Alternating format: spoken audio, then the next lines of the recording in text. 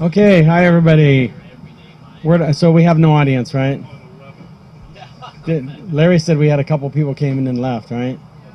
Darn it. Well, Catherine, it's up to you. You can either read for us, or you can wait till we get some audience and then read, and we'll just keep improvising. All right. Who's got something ready to read right now, so I can look for something? I do. Okay, Andrew, you're up. All right, Andrew. What's up? All right, just passing the time. I'm gonna do a poem called Darwin, Remove These Chains. Some of you have heard it before. It is inspired by the book Twilight of the Idols by the philosopher Friedrich Nietzsche. Instinct like a bowel movement must be let out. Must pin the superego to get her done.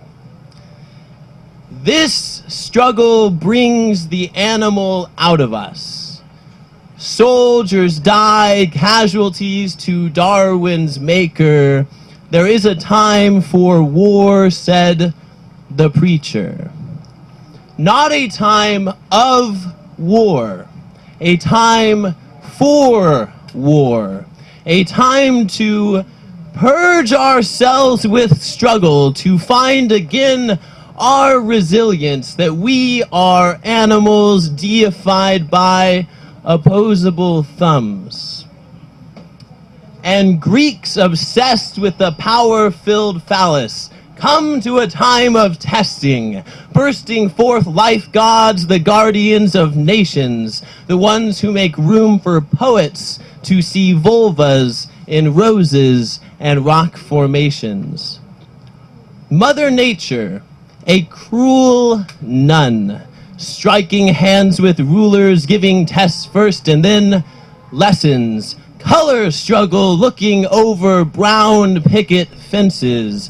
The dictatorship of the proletariat, come long last. Power changes hefty hands, a slut for all who prove themselves worthy.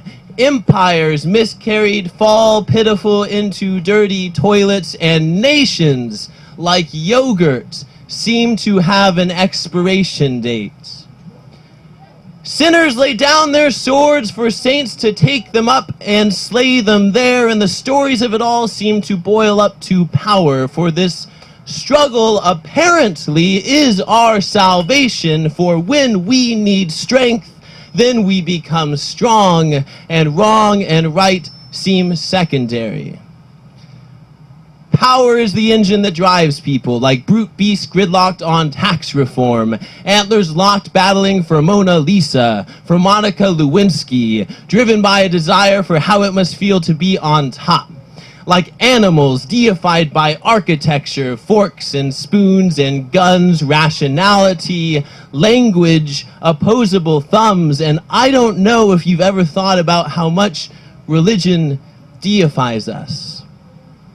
Our belief in God makes us gods as we suck the yellow blood from beneath native feet and delicately wipe our lips. As we patrol oily Middle Eastern blood, Abu Ghraib blurs lines of distinction over who the terrorists really are, as we see the animal in Hiroshima and grimace and worship before what we are capable of.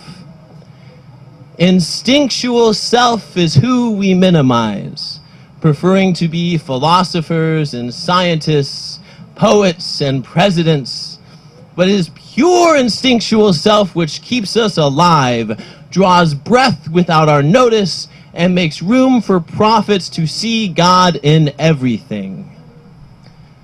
We thinkers are indebted to the beast inside us, the beast inside others, the animals we call our mothers and fathers, driven to fuck.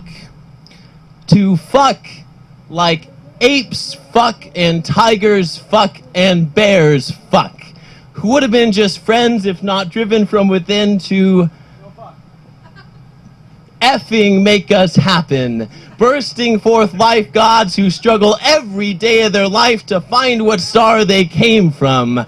Making messy bowel movements so much relief it is pleasure to let instinct save our necks and wipe afterwards as if we had anything to do with it. And we read in the law of Moses that God is a man of war, and also that we are made in God's image. Like when fighting, we reach the zenith of godhood, when my romantic self thinks just the opposite, begging for swords to be beaten into plowshares. Thank you.